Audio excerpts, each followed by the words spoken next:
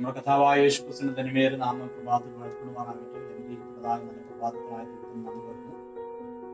ഈ പ്രഭാതത്തിൽ നമുക്ക് ദൈവസ്ഥനായിരിക്കാൻ പുസ്തകത്തിലെ കഥാവ് സർവശക്തനാധിപത്യത്തിന് വേണ്ടിയോട് സ്വന്തം ചെയ്യുന്നു. ലോകരാജ്യങ്ങൾ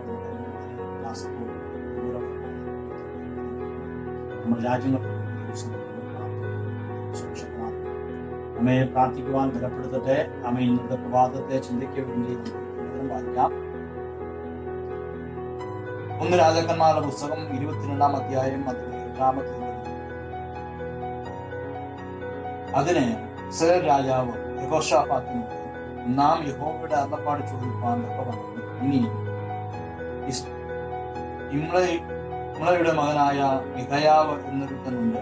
എന്നാൽ അവൻ എന്നെ കുറിച്ച് ഗുണമല്ല ദോഷം തന്നെ പ്രവചിക്കുന്നത് കൊണ്ട് എനിക്ക് അവനോട് ഇഷ്ടമില്ല എന്നും പറഞ്ഞു.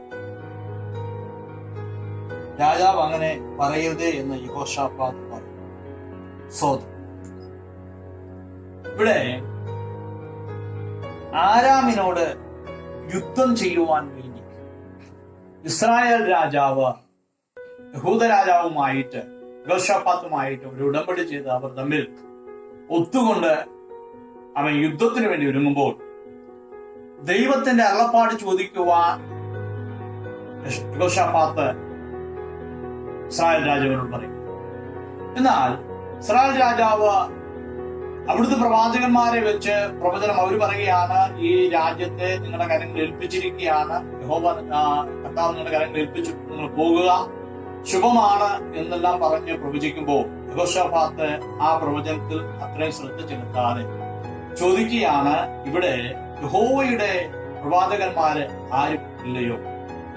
അപ്പോൾ അങ്ങനെ ഇസ്രായേൽ രാജാവ് പറയുകയാണ്, ഇവിടെ ഒരുവനുണ്ട്, അദ്ദേഹത്തിനോട് മിഖയാവോട് നമ്മൾ ചോദിച്ചാൽ അദ്ദേഹം എനിക്കിഷ്ടം ഉള്ളതുപോലെ എനിക്ക് അനുകൂലമായിട്ടുള്ള ഒരു അരുളപ്പാടല്ല പറയുക, അതുകൊണ്ട് എനിക്ക് അവനോട് ഇഷ്ടമില്ല.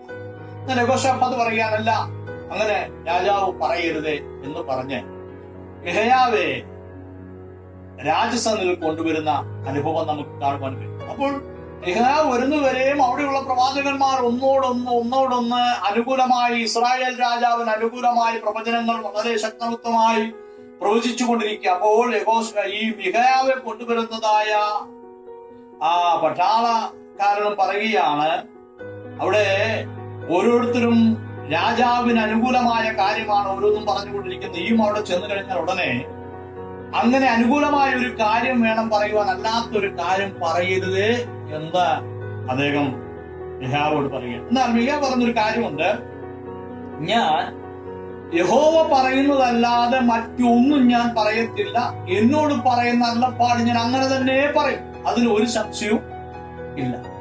എന്നെ കേൾക്കുന്ന പ്രിയമുള്ളവരെ, ഇന്ന് ഈ കാലഘട്ടത്തിൽ നമ്മൾ നോക്കുകയാണെങ്കിലും ഒരു തിരുവചനം കേൾക്കുന്നതാകട്ടെ, ഒരു പ്രവചനമാകട്ടെ, ഏതു തന്നെയാണെങ്കിലും നമുക്ക് ഇമ്പമായ, നമ്മുടെ ചെവിക്ക് ഇമ്പം തരുന്ന, അല്ലെങ്കിൽ നമ്മുടെ കുറ്റങ്ങൾ പറയാത്ത, നമ്മുടെ തെറ്റുകൾ ചൂണ്ടിക്കാണിക്കാത്ത ഒരു പ്രവചനത്തോടാണെന്ന് മനുഷ്യർക്ക് ഏറെ താല്പര്യം. കാരണം ദൈവം നമ്മോട് അരുളി ചെയ്ത ആമേൻ അരുളപ്പാടുകൾക്കൊത്തവണ്ണം ഇന്ന് ദൈവജനം ഒരുപോലെ അതിനുവേണ്ടി സമർപ്പിക്കപ്പെട്ടിരുന്നുവെങ്കിൽ നിശ്ചയമായിട്ടും നമ്മുടെ എല്ലാ ഭവനങ്ങളിലെ ആരാധനകളും നമ്മളുടെ എല്ലാവരുടെയും ജീവിതത്തിൽ ദൈവവുമായുള്ള ബന്ധത്തിനെല്ലാം അത് വളരെ അടിസ്ഥാനം നൽകുന്ന ഒന്നായി മാറുമായിരുന്നു. എന്നാൽ അതിനും അപ്പുറമായിട്ട് അതിനെ കേൾക്കുവാൻ, അതിന് ചെവി കൊടുക്കുവാൻ മനുഷ്യർ തയ്യാറാകാതെ, അങ്ങനെ ആരെങ്കിലും ഒരു പ്രവചനം പറയുകയാണെങ്കിൽ ഉടനെ അടുത്ത പ്രവാചകനെ വിളിച്ച് കാര്യം പറയും. അപ്പോൾ അദ്ദേഹം അതിനനുകൂലമായിട്ടുള്ള കാര്യങ്ങൾ പറയും. എന്നെ കേൾക്കുന്ന പ്രിയമുള്ളവർ, ഞാൻ ഇത് പറഞ്ഞുകൊണ്ടിരിക്കുമ്പോൾ കഴിഞ്ഞ 12 വർഷങ്ങൾക്ക് മുമ്പ് ഞാനൊരു വേറെ സ്ഥലത്ത് കത്താൻ വേറെ ചെയ്തുകൊണ്ടിരിക്കുമ്പോൾ ഒരു പ്രവാചകൻ അവിടെ വന്നു. അദ്ദേഹത്തെ ഞാൻ വളരെ സന്തോഷത്തോടെ സ്വീകരിച്ചു. അദ്ദേഹത്തിന് ഞാൻ വേണ്ട അതിഥി ആദരവുകൾ ചെയ്തു, കാര്യങ്ങളെല്ലാം ചെയ്തിങ്ങനെ ഇരിക്കുമ്പോൾ അദ്ദേഹം പറഞ്ഞാൽ നമുക്ക് പായിടാൻ നോക്കാൻ നേരം പ്രാർത്ഥിക്കാം. അപ്പോൾ ഞാൻ വളരെ സന്തോഷത്തോടു കൂടെ ഞങ്ങൾ പ്രാർത്ഥിക്കുവാൻ വേണ്ടി പായിട്ടു. സുവിശേഷത്തിന് വളരെ പ്രതികൂലമായ ഒരു സാഹചര്യമുള്ള സ്ഥലമാണ്. എന്നാൽ അദ്ദേഹം അവിടെ ധാരാളം ആത്മാക്കളെ കർത്താവ് എഴുന്നേൽപ്പിച്ചുകൊണ്ടിരിക്കുന്ന സ്ഥലമാണ്. ഇപ്പൊ അവിടെ ധാരാളം ആത്മാക്കൾ ഇന്ന് കർത്താവാൻ അനേക ദേവദാസന്മാർക്ക് നൽകും. അന്ന് അദ്ദേഹം എന്നോട് പ്രവചിച്ച ഒരു പ്രവചനമാണ്, ഈ ദേശത്തെ ദൈവം വൊമിറ്റിംഗ് ചെയ്തിരിക്കുകയാണ്, അതുകൊണ്ട് എത്രയും പെട്ടെന്ന് ഇവിടെ വിട്ടുപോകണം എന്ന്. കാരണം അദ്ദേഹത്തെ അവിടെ പറഞ്ഞു വിട്ടതായ ഒരു ദൈവഭക്തൻ പറഞ്ഞു വിട്ട കാര്യമാണ് അന്ന് അദ്ദേഹം എന്നോട്. ഞാൻ ആ പ്രവചനം ഏറ്റെടുത്തില്ല. ഞാൻ വീണ്ടും അവിടെ ധാരാളം താമസിക്കാനിടയായി.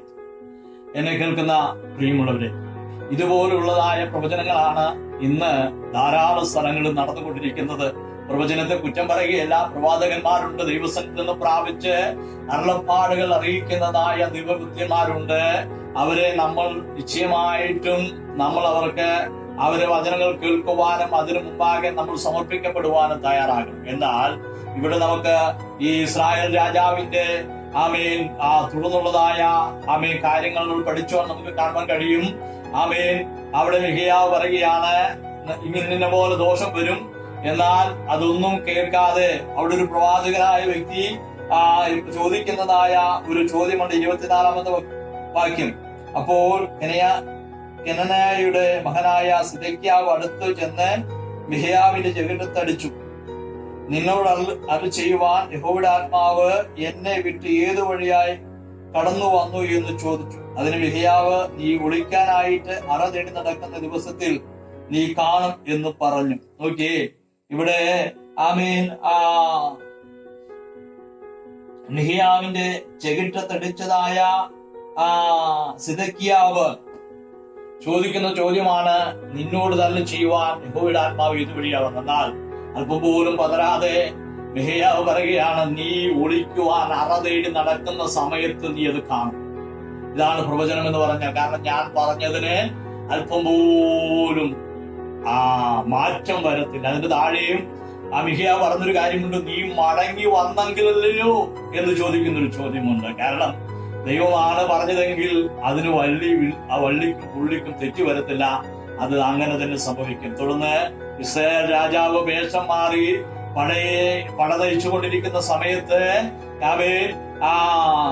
യെഹോശാഫാത്തിന്റെ അടുക്കിലേക്ക് യുദ്ധത്തിന് വേണ്ടി ആളുകൾ തിരിഞ്ഞു കഴിഞ്ഞപ്പോൾ രാജവസ്ത്രം ധരിച്ചിരിക്കുന്ന യെഹോശാഫാത്ത് നിലവിളിച്ചു. അപ്പോൾ അവർക്കൊരു കാര്യം മനസ്സിലായി, ഇത് രാജാവല്ല എന്ന്, അല്ലെങ്കിൽ ഇത് ഇസ്രായേൽ രാജാവല്ല എന്ന് അവർ തിരിച്ചറിഞ്ഞു. അവർ അദ്ദേഹത്തെ വിട്ട് യുദ്ധത്തിൽ ഏർപ്പെട്ടിരുന്നപ്പോൾ ഒരു അമ്പുത കറക്റ്റായിട്ട് വന്ന് രാജാവിന്റെ ശരീരത്തിൽ തറയ്ക്കുന്നതായിട്ട് നമുക്ക് കാണുവാൻ കഴിയും. അദ്ദേഹത്തിന് മടങ്ങി വരുവാൻ കഴിഞ്ഞില്ല. അത് മാത്രമല്ല, ഏലിയാവ് പറഞ്ഞതായ ആ പ്രവചനം ഇവിടെ നിവർത്തീകരിക്കുകയാണ്. ഇവിടെ ആഹാബിന്റെ രക്തം, ഇസ്രായേൽ രാജാവായ ആഹാബിന്റെ രക്തം അതിന് തുടർന്ന് വായിക്കുമ്പോൾ കാണുവാൻ കഴിയും, അവർ നായ നക്കി കുടിച്ചു.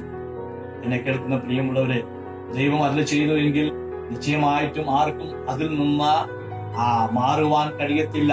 ജ്ഞാനത്തോടെ ഒരു പക്ഷെ നമുക്ക് ഇന്ന് ജ്ഞാനം നിറഞ്ഞതായ പ്രവചനങ്ങൾ നമുക്ക് കാണുവാൻ കഴിയും. എന്നാൽ ആ ജ്ഞാനത്തിലെ പ്രവചനങ്ങളൊന്നും അത് ശാശ്വതമാകുന്നതല്ല, അത് നിലനിൽക്കുന്നതല്ല. കാരണം ഇവിടെ കൊരിന്ത്യലേഖനത്തിൽ വായിക്കും, ജ്ഞാനികളുടെ ജ്ഞാനം നശിച്ചു പോകുന്നതാണ് എന്നാണ്. അപ്പോൾ ഇന്ന് പ്രഭാതത്തിൽ നമുക്ക് ദിവസങ്ങളില് നമുക്ക് സമർപ്പിക്കാം. നമുക്ക് ഇമ്പമായുള്ള കാര്യമല്ല, ദൈവമേ എന്നോട് അരുളി ചെയ്യണമേ എന്ന്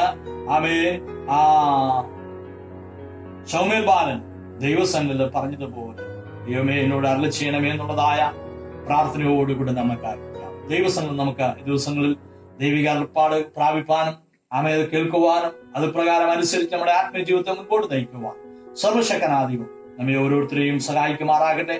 അതിനായി നമ്മെ തന്നെ സമ്പൂർണ്ണമായ ദൈവം സമർപ്പിക്കാം. സർവശക്തനാദിവം ഈ വചനങ്ങളാൽ ദൈവം നമ്മെ അനുഗ്രഹിക്കുമാറാകട്ടെ. ആമേൻ.